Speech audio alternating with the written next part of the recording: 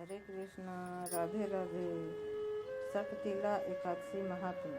एक समय दालभ्य ऋषि ने पुलस्त्य ऋषि से पूछा, हे ब्राह्मण, मनुष्य मृत्यु लोक में ब्रह्म हत्या आदि महान पाप, दूसरे के धन की चोरी, दूसरे की उन्नति देखकर ईर्ष्या आदि करते हैं, परंतु फिर भी वे नरक नहीं पाते, सो क्या कारण है?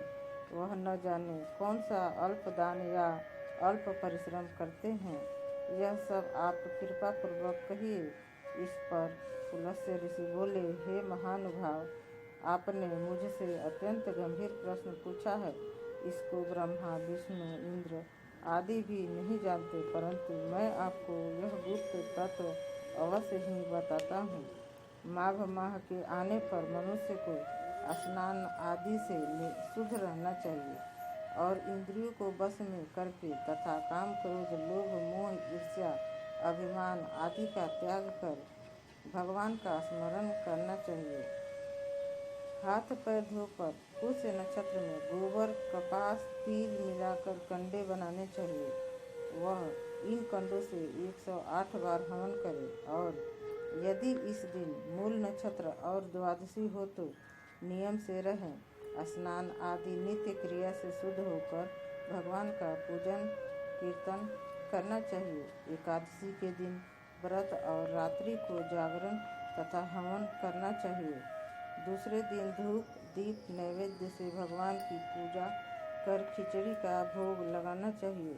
इस दिन कृष्ण भगवान का पूजा करना चाहिए।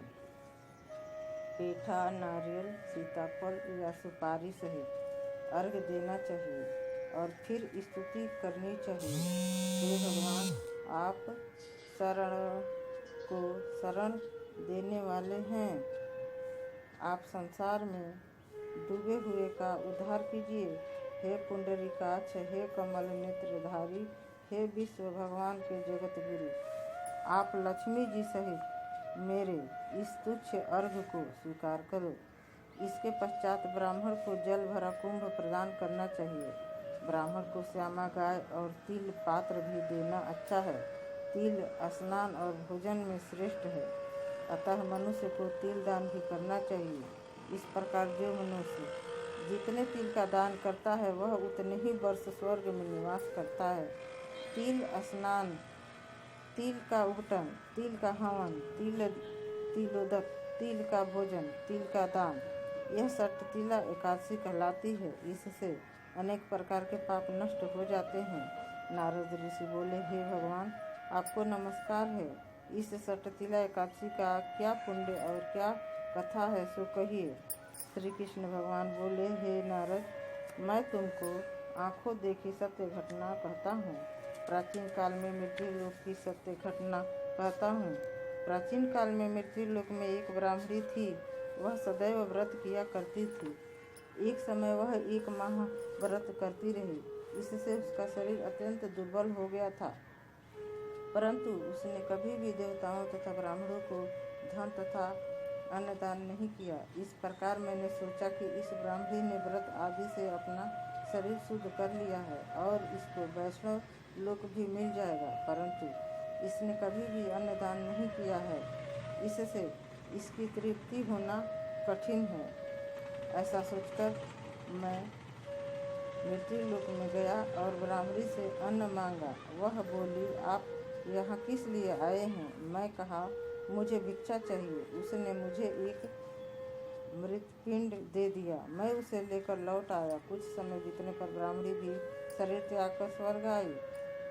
मृतपिंड के प्रभाव से उसे एक आत्मगृह मिला, परंतु उसने उस घर में अपने को वस्तुओं से शून्य पाया। वह मेरे पास आई और बोली, हे भगवान, मैंने अनेकों व्रत आदि से आपकी पूजा की है, परंतु फिर भी मेरा घर वस्तुओं से शून्य है। मैंने कहा, तुम अपने घर जाओ, देव स्त्रियाँ तुम्हें देखने आएंगी। जब तुम उनसे सटतिला एकादशी का पुण्य और विधि सुन लो तब ही द्वार खोलना। भगवान के वचन सुनकर वह अपने घर को गई और जब देव स्त्रियाँ आकर द्वार खुलवाने लगीं तब ब्राह्मणी बोली कि यदि आप मुझे देखने आई हैं तो सटतिला एकादशी का महात्म्य कहिए। उनमें से एक देव स्त्री बोली, सुनो मैं कहती हूँ।